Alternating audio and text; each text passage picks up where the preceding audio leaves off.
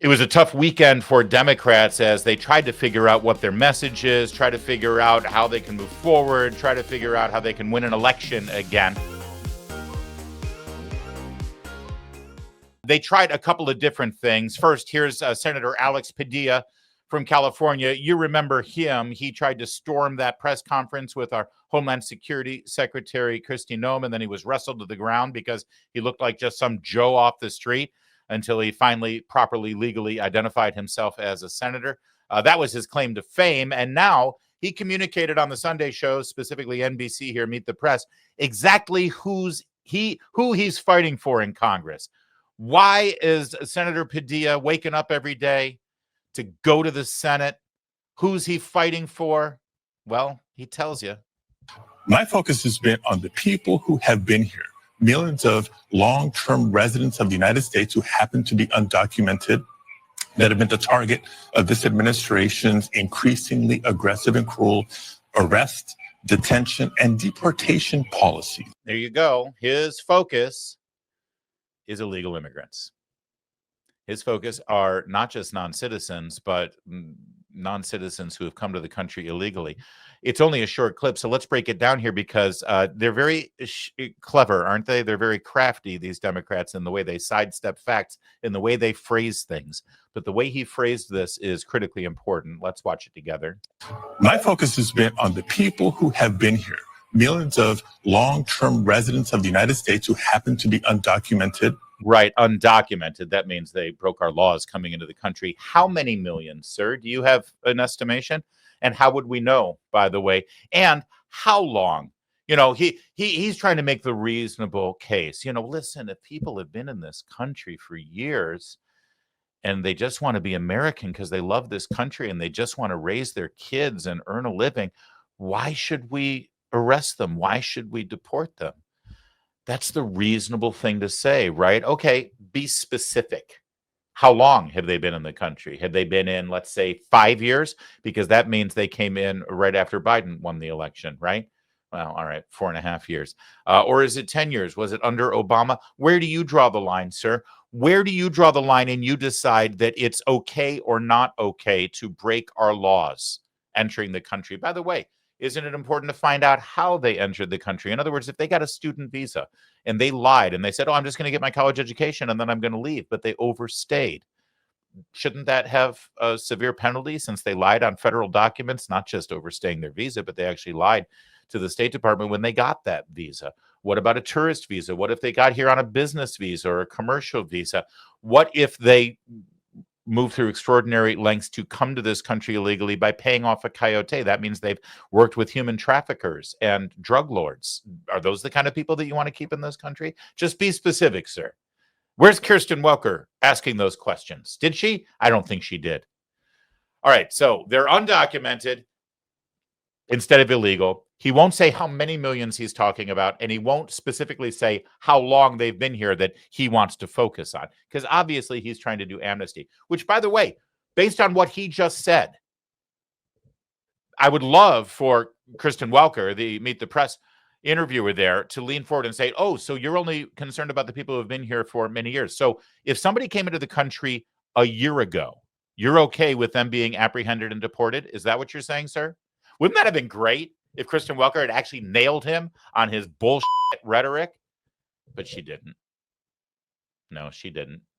But then what's the next thing he said?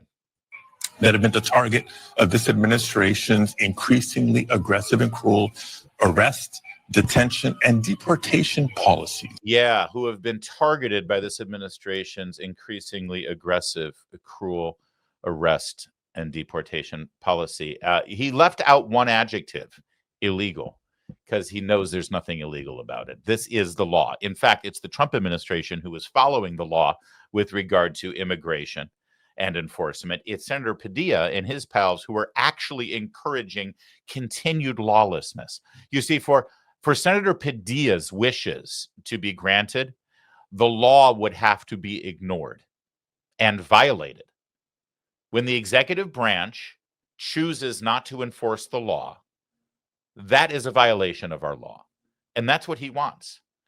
So he didn't use the word illegal.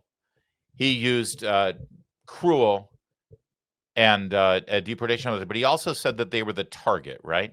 That have been the target of this administration. Yeah, but they're not the target of this administration. The target of this administration are people in the country who have a criminal record who have been allowed in.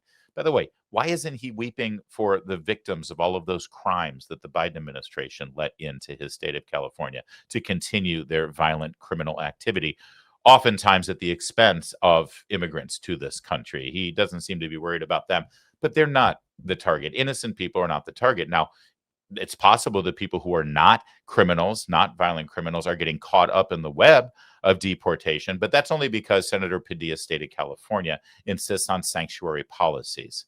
If they removed those policies in the city of Los Angeles or in the state of California, then no person without a criminal record would be targeted right now, assuming that they actually followed the law now that they've been told that the laws are going to be enforced, and they self-deport. Now, if they insist on staying here and continue to illegally stay in the country and illegally get benefits, well, yes, eventually they're going to get rounded up and get deported too. Senator Padilla needs to understand that the president literally ran on this issue. Every single rally, he said, we're going to have mass deportations. He's carrying that out. That's the truth. By the way, J.D. Vance, the Vice President of the United States, appeared right after Senator Padilla and had this message for him. Is it Jose? Have I been getting it wrong all this time? Not sure. So that messaging didn't really work. I mean, honestly, if I were a Democrat and I was trying to build a coalition, I wouldn't go on Meet the Press and say, my focus are the millions of people who are in the country illegally. Maybe it's me. I don't think that's a coalition building kind of message. But then this guy, Governor Polis of Colorado, he has a new idea to help the Democrats build and expand their base. Listen to the answer he gives to this question, which, by the way, is not responsive at all. He's asked, why do the American voters seem to hate the party right now? And, well, listen to his answer. The party was relatively popular. It's not right now. What is your diagnosis for that? What's different now? Why are voters unhappy with you? Well, I would say two things. Ultimately, the goal of any political party, hopefully ours, is to win. That means getting to 51%. I hope 55, 58% gives you a little cushion. That means that you have to provide an outlet for people's frustrations from across the ideological spectrum, right? The Democrats need votes from everybody from never Trump conservative Republicans to disaffected socialists to moderates to progressives to liberals. They're all part of the Democratic coalition if we're going to win with 55, 58%. The party was relatively popular. Hold on. I don't know if you caught that or not, but how is he going to build the It's not here, right? To expand the Democrats' opportunities? Who is he going to reach out to? The Democrats need votes from everybody from never Trump conservative Republicans to disaffected socialists to moderates. There you go. The disaffected socialists, the angry communists. That's our new power base. We got the millions of people in the country illegally that Jose Padilla is going to be going after. No, it's Alex, right? It's Alex Padilla, Senator Alex Padilla, yeah. And now we've got the angry commies. Now that's a coalition right there. So, all right, let's see. Elizabeth Warren seems to have picked up that message as well. She was on Morning Joe today.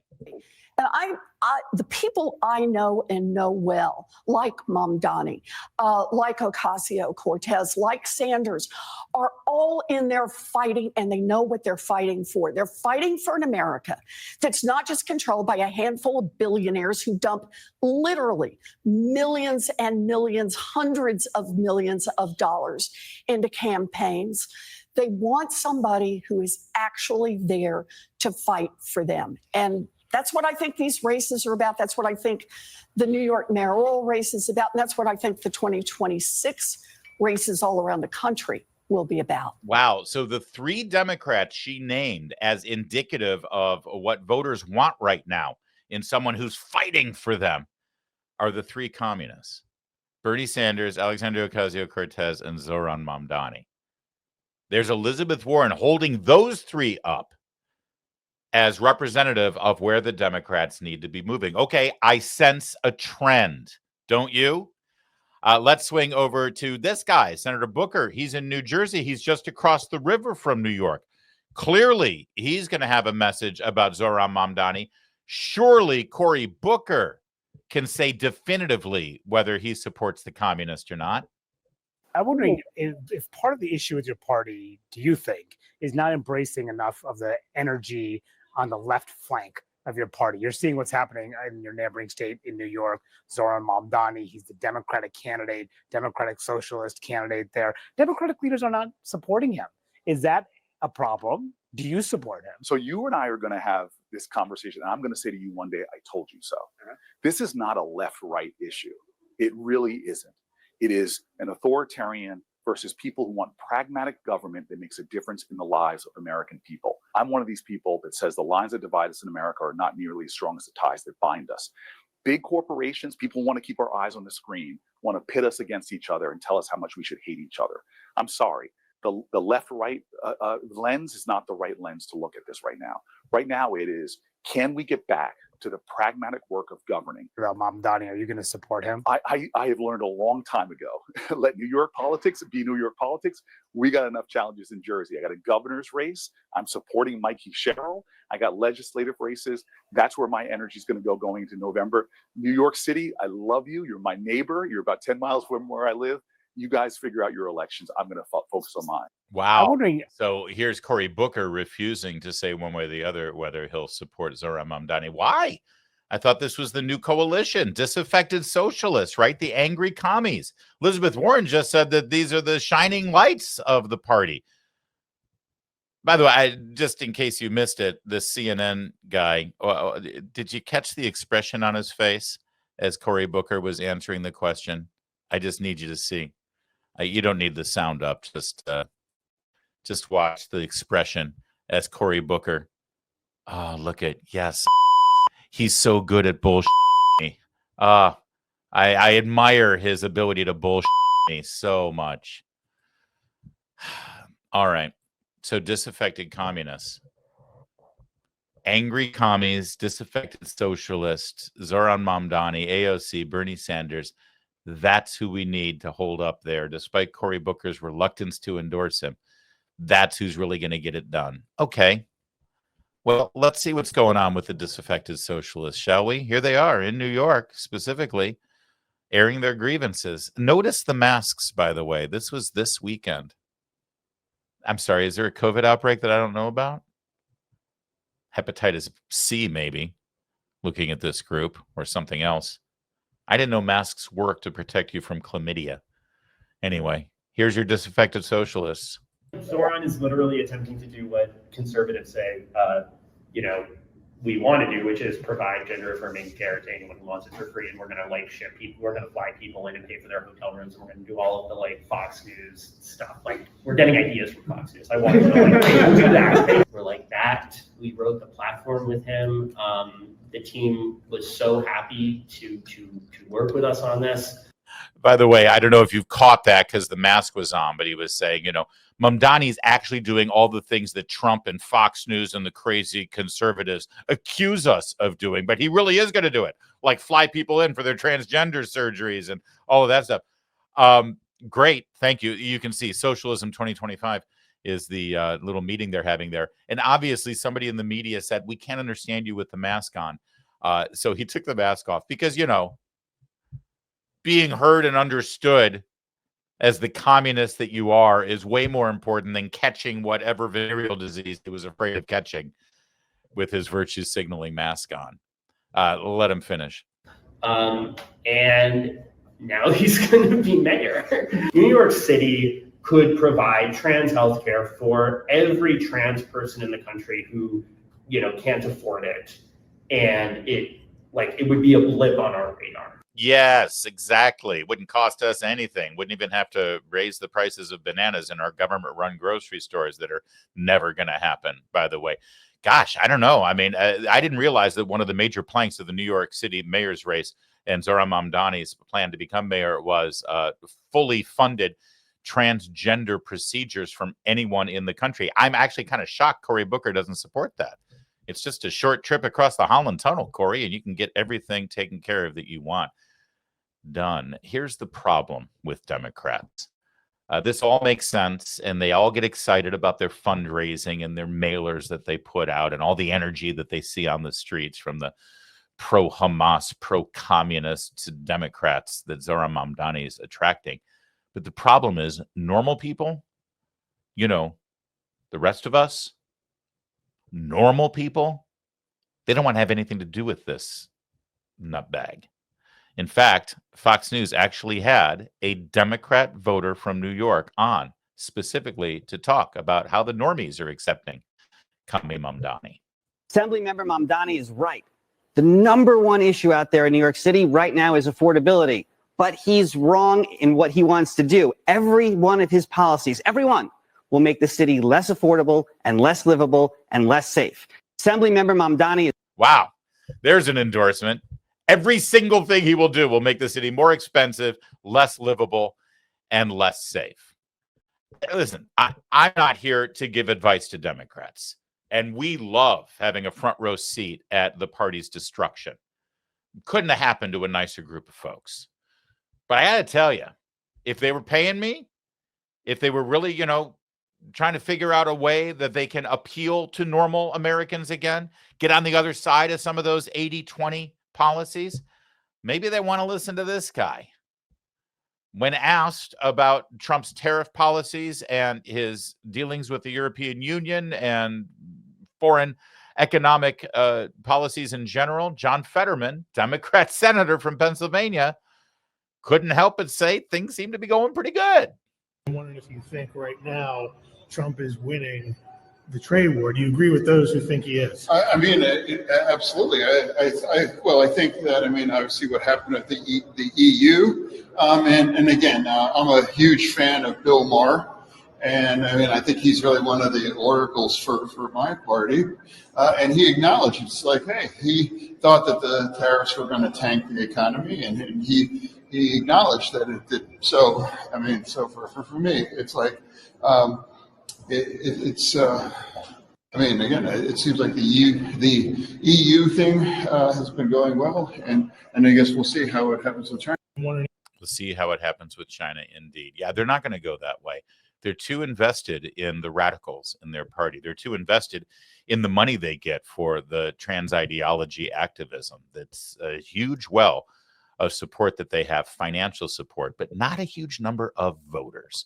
So the only way they're going to be able to win an election is if they take all that money and then lie to the voters about what their true agenda is and pretend like they're just reasonable and they're trying to fight authoritarianism and all that nonsense.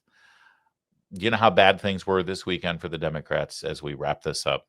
I've showed you what they all said. I showed you the ridiculous nature of how they're going to build their coalitions, with Alex Padilla saying that he's going to focus on all the millions of illegal immigrants in this country. And then Elizabeth Warren and Governor Polis in Colorado saying, what we really need is all the disaffected, angry socialists. Here's how bad it really got. This was the nadir for Democrats this weekend. And it happened on CNN. And it wasn't a politician. It wasn't an elected official. It was one of their hosts, anti-Trump liberal Michael Smerconish, who couldn't help but tell the truth. What are your thoughts? Hit me up on social media. I'll read some responses throughout the course of the program from the world of X. In theory, yes, says Doty, but since Trump has not done anything positive in his latest administration, it's a moot point. Okay, come on. This is to the poll question and the premise, which is to say Democrats and opponents of Donald Trump would have more credibility with people that they need to reach, not with one another. You already have them. If every once in a while they acknowledge that there's been an achievement with which they actually agree. Now, Doty just said, well, there haven't been any. I offered you two in my opening commentary. Is it not a good thing that the porous border crossings have slowed to a trickle? Is it not a good thing that our NATO allies have agreed to move from 2 to 5% of GDP? I think they're both good things. Why not say it? You'll enhance your credibility, not diminish it. Yep, that's right. A host on a CNN show this weekend actually said, you know what? Trump's been doing some pretty good things, and Democrats might be well served by acknowledging that. A CNN host said that. And the answer to your rhetorical question, is it not a good thing that the border's been shut down? Is it not a good thing that we've got the EU contributing 5%? From a Democrat perspective, no, those aren't good things. And therein lies the real root of the problem. When objectively good things are happening in this country and around the world because of American leadership, that's a bad day for Democrats. And that's the real problem. That's why they're leaning toward importing illegal immigrants into this country, and that's who Alex Padilla is going to focus on. It's why they want to cater to disaffected socialists, because by definition, a disaffected socialist wants to tear down the basic normal infrastructure of our constitutional republic because it's at odds with a democratic, socialist, communist outlook. By definition, Democrats do not want objectively good things to happen in this country. And it took Michael Smerconish to shine a light on that, even though he didn't mean to. And for Democrats, well, to coin an old phrase and paraphrase it, when you've lost CNN, you've really lost.